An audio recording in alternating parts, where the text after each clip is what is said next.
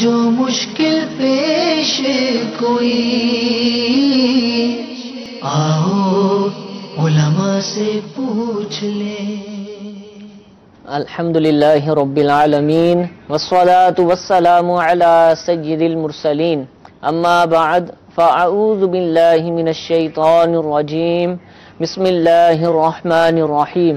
الصلاة والسلام علیک یا رسول اللہ، الصلاة والسلام علیک یا حبیب اللہ، الصلاة والسلام علیک یا نبی اللہ وعلی آلک واصحابک یا نور اللہ.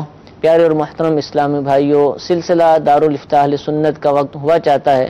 انشاءاللہ عز و جل آج آپ کی کالز اور ویڈیو جو سوالات ہیں ان کے اندر جو شرعی مسائل پوچھے گئے ہیں انشاءاللہ دارالافتاء اہل سنت کے مفتی صاحب سے ہم پوچھیں گے. اولاً سلسلہ تاخیر سے شروع ہونے پر ہم معذرت خواہ ہیں، کچھ وجوہات کی بنا پر تاخیر سے شروع ہوا، لیکن اب مزید تاخیر نہیں کریں گے. درود پاک کی فضیلت سنتے ہیں اور اس کے بعد جو سوالات آپ کی جانب سے ہمیں موصول ہوئے انشاءاللہ مفتی صاحب سے وہ پوچھیں گے. نبی کریم صلی اللہ تعالی علیہ وآلہ وسلم نے ارشاد فرمایا، جس نے کتاب میں مجھ پر درود پاک لکھا تو جب تک میرا نام اس میں رہے گا فرشتے اس کے لیے استغفار یعنی بخشش کی دعا کرتے رہیں گے. صلو علی الحبیب صلی اللہ تعالی علی محمد صلی اللہ تعالی علیہ وآلہ وسلم. ایک سوال میں ابتداً پوچھ لیتا ہوں، پھر کالز لیں گے. بہت دفعہ ہم نے یہ سوال کیا لیکن لوگ بار بار یہ پوچھتے ہیں، انہیلر کا استعمال، جو دمے وغیرہ کے مریض ہوتے ہیں وہ انہیلر کا استعمال کرتے ہیں، اس میں کوئی دوائی بھی ڈلتی ہے مخصوص اور وہ روزے کی حالت میں بھی ان کو لینا ہوتا ہے، تو کیا اس کا استعمال کرنے سے روزہ ٹوٹ جائے گا یا باقی رہے گا؟ الحمدللہ رب العالمین والصلاة والسلام علی سید الانبیاء والمرسلین. انہیلر میں چونکہ کیمیکل کے اجزاء موجود ہوتے ہیں، لیکوڈ دوا ہوتی ہے جو پمپ کے ذریعے سے حلق اور اس کے ذریعے پھیپھڑے تک پہنچتی ہے. ٹھیک ہے. تو اس طرح روزے کی حالت میں اگر کوئی یاد رہتے ہوئے کہ اس کا روزہ ہے اور وہ پھر اگر اس حالت میں انہیلر کا استعمال کرے گا تو اس کا روزہ ٹوٹ جائے گا. تو انہیلر کا استعمال روزے کو توڑ دیتا ہے. تو اب اگر کوئی مریض ہو بہت زیادہ مرض ہے تو اس کے روزے کا کیا حکم ہوگا؟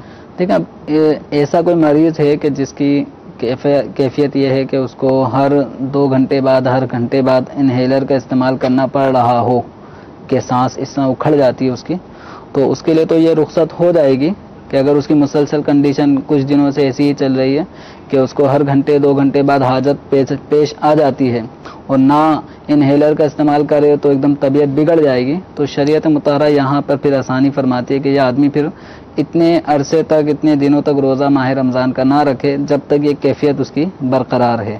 جب صحت یابی ہو اور روزہ رکھنے کی استطاعت نصیب ہو تو پھر بندے کو روزہ رکھنا چاہیے. کرنی پڑے گی. ٹھیک ہے جی، ایک کال چلائیے گا.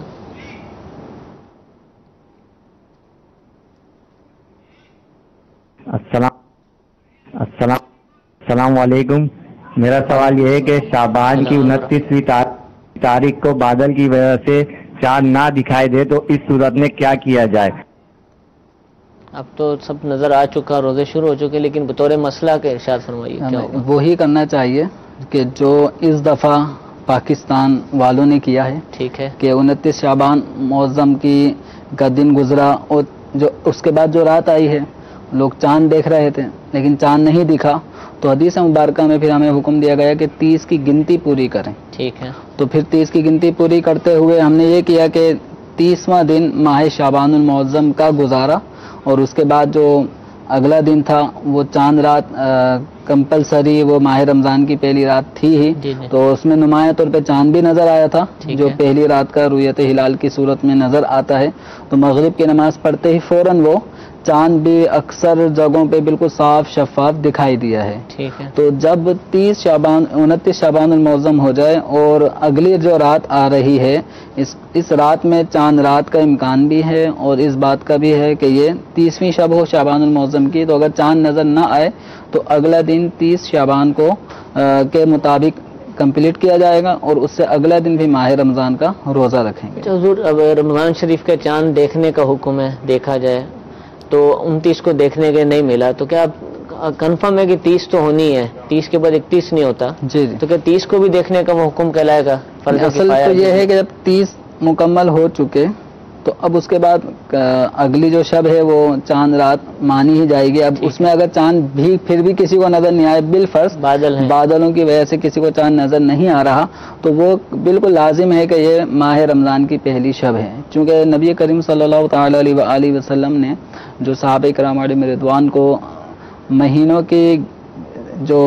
دنوں کی گنتی ارشاد فرمائی، تو اس میں یوں ارشاد فرمایا کہ یہ پھر یہ ارشاد فرمایا، پھر اس کے بعد ایک دفعہ اور فرمایا، تو فرمایا کہ مہینے کے جو دن ہوتے ہیں کبھی تو اس طرح ہوتے ہیں، یعنی 3 مرتبہ 10 انگلیوں کا اشارہ فرمایا، اور ایک دفعہ یہ بھی فرمایا کہ اس طرح بھی مہینے کے دن ہوتے ہیں کہ 2 دفعہ 10 انگلیوں کو کھولا گیا اور بعد میں پھر 1 انگلی کو کم کر دیا، تو 29. تو یہ جو مہینے ہیں اسلامی مہینے، تو وہ یا تو 29 ہیں یا 30 ہیں، 28 یا 31.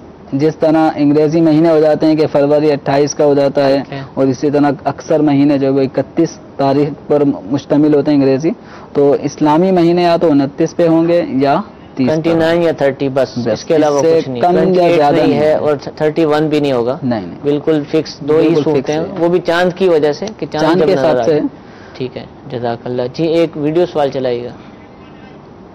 روزے کی حالت میں الٹی ہو جاتی ہے تو اس میں روزہ جیسے ٹوٹ جاتا ہے کہ نہیں؟ وامٹنگ ہوتی ہے، الٹی آ جاتی ہے، کہ بھی کہتے ہیں روزے کی حالت میں جو نارمل، جیسے اس کی مختلف صورتیں بنتی ہیں. بعض لوگ یہ پریشان ہوتے ہیں کہ ایک دم کڑوا پانی آیا اور پورا حلق منہ میں عجیب سا بدمزہ ہو گیا، تو کیا اس سے روزہ ٹوٹا یا نہیں ٹوٹا؟ تو اس طرح کڑوا پانی فقط منہ میں آ جانے سے روزہ نہیں ٹوٹتا. بالفرض اگر کسی کو وومیٹنگ اتنی ہوئی کہ جس کو وہ روکنے پہ قادر نہیں تھا، تو منہ بھر کے جس کو کہا جاتا ہے فقہی اصطلاح میں، تو جس کے روکنے پہ آدمی قادر حتی الامکان وہ قدرت نہیں پا رہا ہوتا، تکلف کے ساتھ روکنی پڑے اسے، تو اس طرح کی کیفیت میں اگر کہ آ جائے تو اس سے بھی روزہ نہیں ٹوٹے گا. ہاں ایک صورت یہ بنتی ہے کہ منہ بھر کے، یعنی وہ الٹی کہ جس کو بتکلف روکا جائے اور ایسی منہ بھر کے وہ آئے، تو اس میں سے اگر کچھ واپسی اگر کسی نے حلق سے انڈیلا تو روزہ ٹوٹ جائے گا، بشرطے کہ الٹی ہوتے وقت وہ نگلتے وقت روزہ دار ہونا یاد ہو. تو ورنہ وومیٹنگ چاہے کتنی ہی ہو اس سے روزے پہ اثر نہیں پڑتا. ٹھیک ہے. ایک سوال ابھی ہمارے مدنی چینل کے عملے نے سلسلہ شروع ہونے سے پہلے پوچھا تھا کہ روزے کی حالت میں جو جسم کے بال ہوتے ہیں غیر ضروری بال، کیا وہ صاف کیے جا سکتے ہیں؟ وہ کہتے ہیں کہ سنا یہ ہے کہ ان کا بھی روزہ ہوتا ہے، لہذا ان کو صاف نہ کیا جائے. کوئی ایسی قید ہے؟ ایسی تو کوئی قید نہیں ہے. ٹھیک ہے، کہ روزے کی حالت میں ان کو بالکل صاف کرنا کوئی منع ہے. ٹھیک ہے، ایسی کوئی ممانعت نہیں ہے. ٹھیک ہے. اور رہا یہ کہ روزے کی حالت میں اگر کسی نے غیر ضروری بالوں کو صاف کر دیا تو اس میں روزے پہ بھی کوئی اثر نہیں پڑتا. ٹھیک ہے، روزہ بھی ہو جائے گا، روزہ ٹوٹتا بھی نہیں ہے. اور روزے کی حالت میں یہ منع بھی نہیں ہے. ٹھیک ہے. البتہ یہ ہے کہ جس طرح ایک روزے دار کے جسم سے ان بالوں کا تعلق ہے اور 40 دن کا عرصہ بھی پورا نہیں ہوا ان غیر ضروری بالوں کو صاف کیے، تو کوئی ضروری بھی نہیں ہے کہ ابھی صاف کیے جائیں.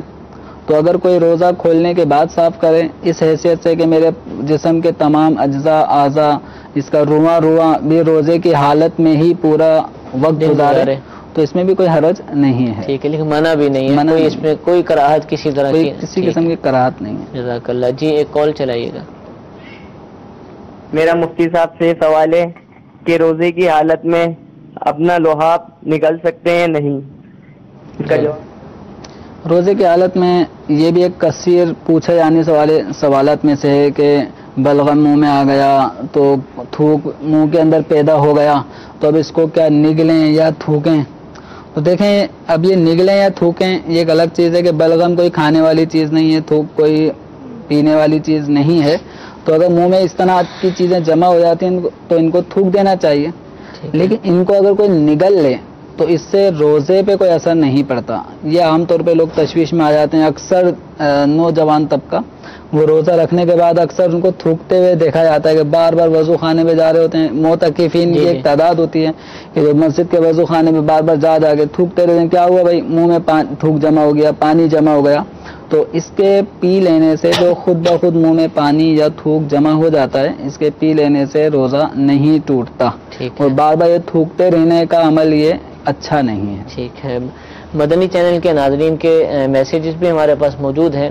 میسیج کے حوالے سے عرض کر دوں کہ چونکہ میسیج جو ہے وہ آپ جو کرتے ہیں وہ سلسلے کے دوران ہی پڑھنا ہوتا ہے، اور اب مفتی صاحب کی طرف بھی توجہ رکھنی ہے، آپ کے دیگر سوالات بھی لینے ہیں، تو اگر آپ کی طویل لمبے میسیج ہوں گے اور 3 4 لائنوں پر مشتمل ہوں گے تو پھر ان کا پڑھنا مشکل ہے اور اس کے مطابق سوال کرنا بھی مشکل ہے۔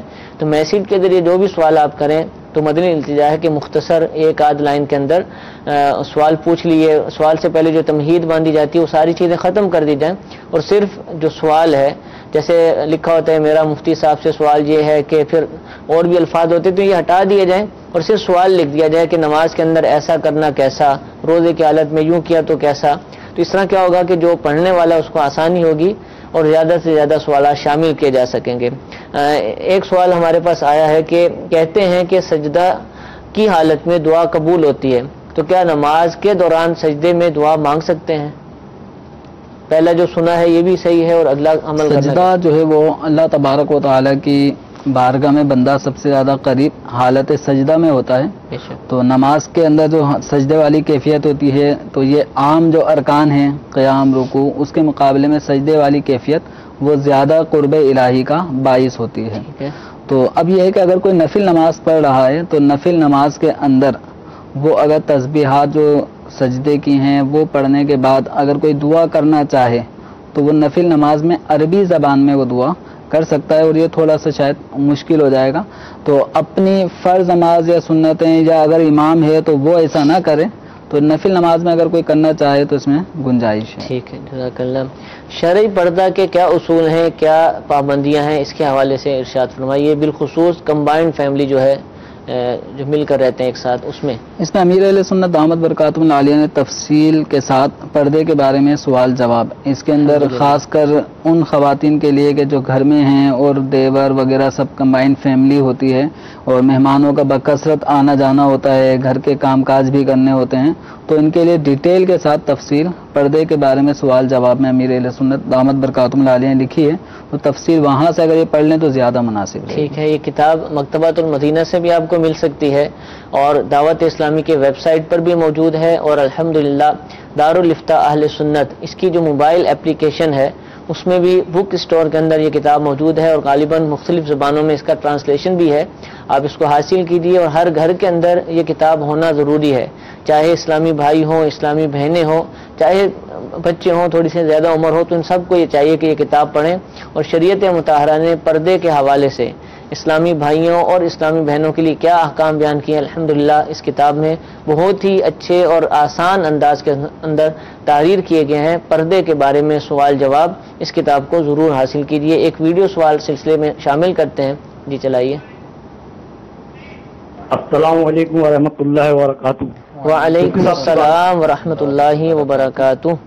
بارگاہ میں میرا سوال ہے کہ جیسا کہ فرض روزوں میں اگر سحری نہ کریں تو فرض روزوں رکھنے ہیں، لیکن سنا ہے کہ ہم نے اگر نفلی روزوں میں سحری نہ کریں تو کچھ لوگ کہتے ہیں کہ یہ فاقہ کہلاتا ہے، تو مفتی صاحب میری رہنمائی فرما دیں کہ آیا کہ اگر ہم نے سحری نہ کی، یہ کہ سحری میں نہ ہو سکے اور ہم نے روزے کی نیت کر کے روزہ رکھ لیا نفلی، تو آیا کہ وہ روزہ ہوگا یا فاقہ کہلائے گا؟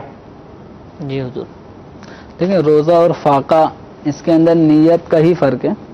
ایک آدمی ہے جس کو کھانے کو کچھ نہیں ملتا، اب وہ پینے کو بھی کچھ نہیں مل رہا، کھانے کو بھی کچھ نہیں مل رہا، تو وہ تو ایک دن کیا 2 دن تک بھی بھوکا رہ سکتا ہے، اس کو بھوک کی کیفیت برداشت کرنی پڑ رہی ہوتی ہے، تو فاقہ ایک الگ چیز ہے۔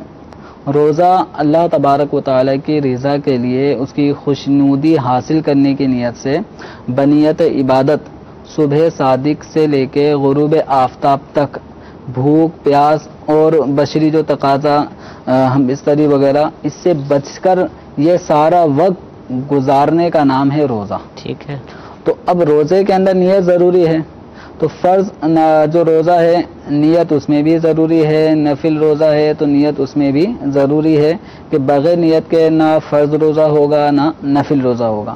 تو اب یہ ہے کہ نفل روزے میں سحری کی یا نہیں کی، تو سحری کرنا یہ سنت ہے اور نفل روزہ رکھنا یہ نیک کام ہے، مستحب ہے۔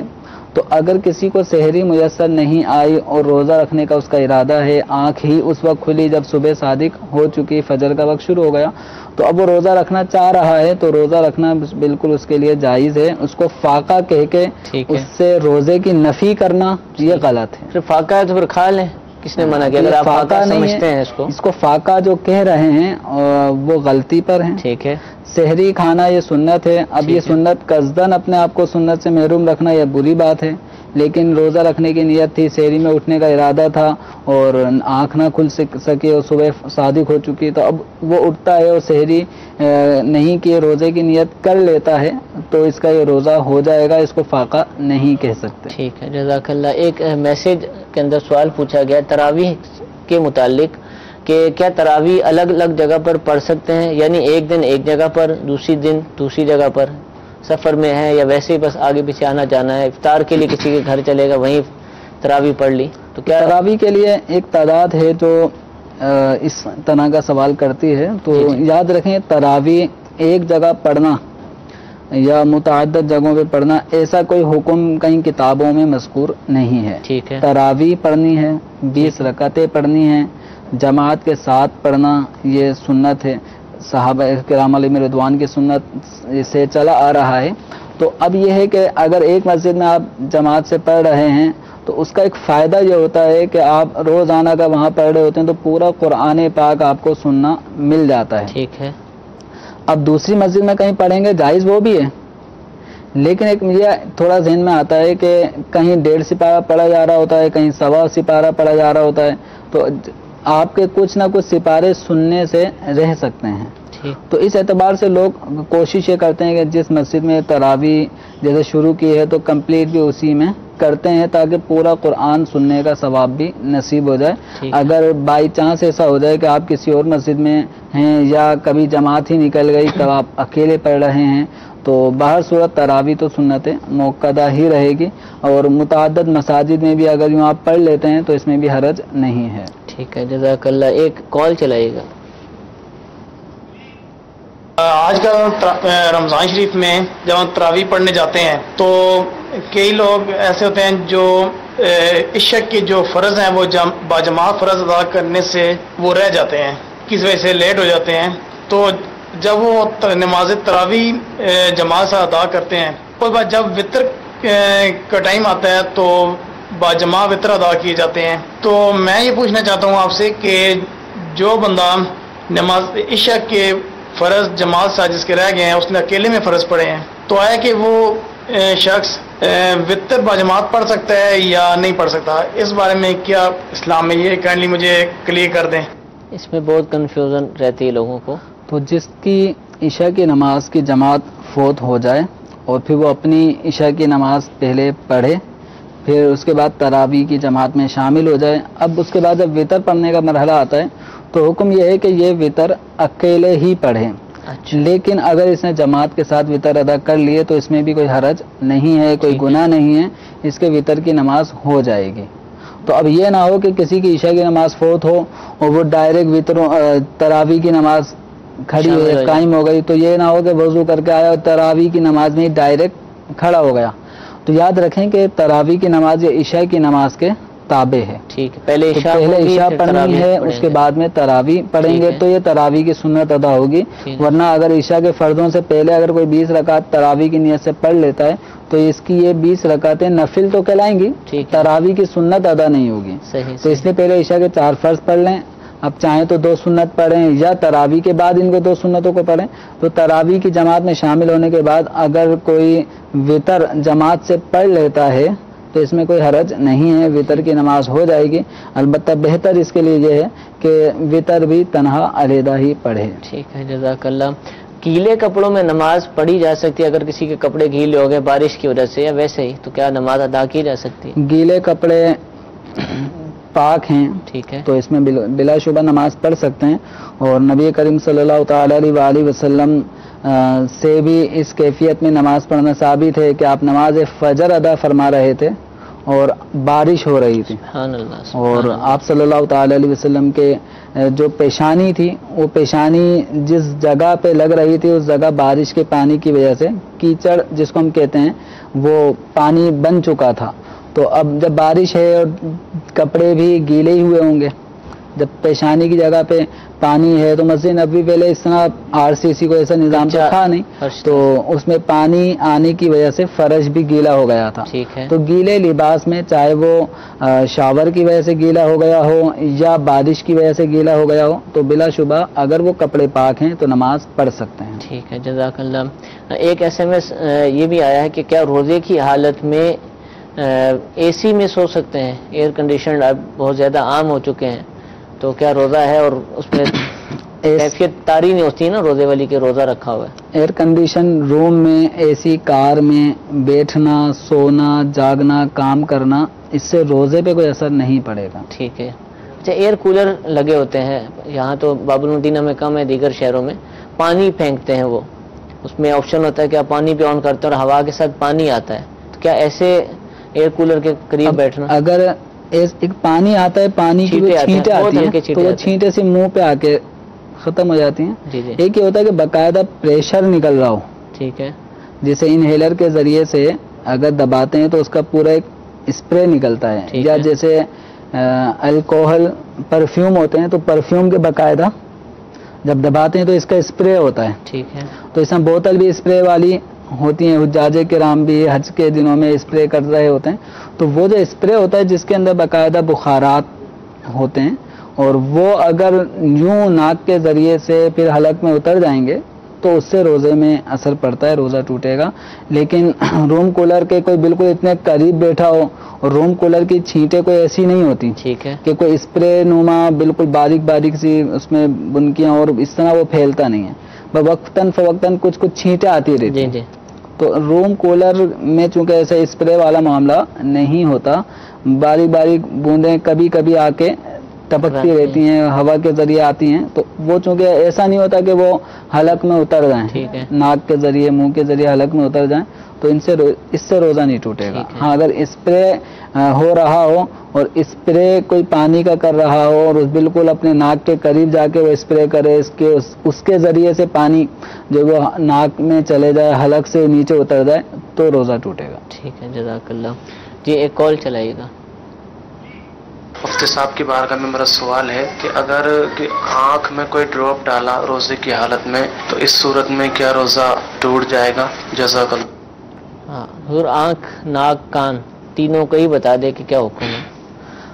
آنکھ میں ڈراپ ڈالنے سے جدید تحقیق کے مطابق یہ ہے کہ آنکھ کے بالکل کنارے ناک کے قریب ایک نالی ہے، ٹھیک ہے، کہ جو براہ راست حلق تک پہنچتی ہے. ٹھیک ہے. تو اگر آنکھ میں کوئی ڈراپ ڈالی جاتی ہے تو اس کا اثر حلق میں کڑواہٹ کی صورت میں بھی محسوس ہوتا ہے، تو اس سے روزہ ٹوٹ جائے گا. ایسی ناک میں اگر کوئی ڈراپ ڈالتا ہے تو ناک سے بھی حلق تک ڈائریکٹ مطلب منفذ راستہ ہے، تو اس صورت میں بھی روزہ ٹوٹ جائے گا ناک میں دوا ڈالنے سے.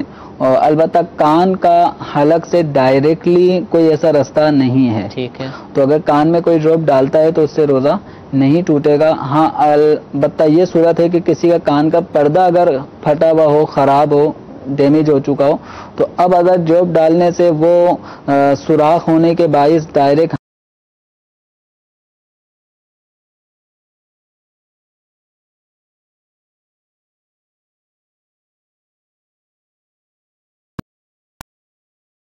روزے کی حالت میں لگانے سے روزہ نہیں ٹوٹتا. ٹھیک. اس کے علاوہ کوئی بھی آپ چیز لگائیں گے، دوائی کے علاوہ جیسے دوا ڈالیں گے جس کا باقاعدہ اثر محسوس بھی ہو رہا ہو حلق میں، ٹیسٹ ذائقے کی صورت میں، تو اس طرح روزہ ٹوٹے گا. اچھا، روزے کی حالت میں دانت نکلوانے کا جو مرحلہ ہے وہ پیچیدہ ہوتا ہے. تو اب یہ ہے دانت نکلوانے کو تو نکلوا لیا لیکن اس میں بلڈ جاری ہو جاتا ہے. اب اس کو روکنے کے لیے پھر دوا کا استعمال بھی کیا جاتا ہے، انجیکشن لگایا جاتا ہے. تو اب یہ دیکھ لیں کہ جو بلڈ نکلے گا وہ، یا دانت نکلوانے سے پہلے اگر کوئی انجیکشن لگوایا سن کرنے کے لیے تو اس کے اثرات جو انجیکشن کا لکوڈ ہے وہ اگر حلق میں اتر گیا، یا جو دوا لگائی دانت نکلنے کے بعد اس کو سن کرنے کے لیے یا درد میں کمی لانے کے لیے جو دوا لگائی جائے گئی اگر وہ حلق سے نیچے اتر گئی تو روزہ ٹوٹے گا، ورنہ اگر حلق سے نیچے اترنے والی کوئی بات نہیں پائی جا رہی نہ دوا تو یوں پھر داڑھ نکلوانے سے دانت نکلوانے سے روزہ نہیں ٹوٹتا. ٹھیک ہے، لیکن اصل جو آپ نے بتایا ایسا ہی لگتا ہے کہ ہوتا ہو، کیونکہ خطرہ یہ ہے کہ مشکل ہو جاتا ہے. تو ایسے اگر کسی کو ہو اور برداشت کر سکے تو روزے کے بعد میں یہ کام کروائے. ٹھیک ہے ٹھیک ہے، جزاک اللہ. میٹھے میٹھے اسلام بھائی، اور دارالفتاء اہل سنت سلسلہ آپ نے ملاحظہ فرمایا، روزے سے متعلق، نماز سے متعلق مختلف احکام اپنے سیکھے. انشاءاللہ عز و جل روزانہ اسی وقت 2 سے 3 بجے کے درمیان انشاءاللہ دارالفتاء اہل سنت کا سلسلہ آپ دیکھا کریں گے. جمعۃ المبارک کو یہ سلسلہ نہیں ہوگا، اور بار بار اگر ہم یہ سلسلہ دیکھیں گے، یہی احکام بار بار ریپیٹ ہوں گے، بار بار سنیں گے، تو انشاءاللہ یہ یاد بھی ہو جائیں گے اور پھر عمل کرنے کا جذبہ بھی ملے گا. خود بھی دیکھیے، دوسروں کو بھی سلسلہ دیکھنے کی ترغیب دلائیے. اللہ تعالیٰ ہم سب کو عمل کرنے کی توفیق عطا فرمائے. کچھ ہی دیر بعد دوسرا مدنی چینل کا براہ راست سلسلہ آپ دیکھ سکیں گے، اس کو بھی دیکھنے کی نیت فرما لیجیے.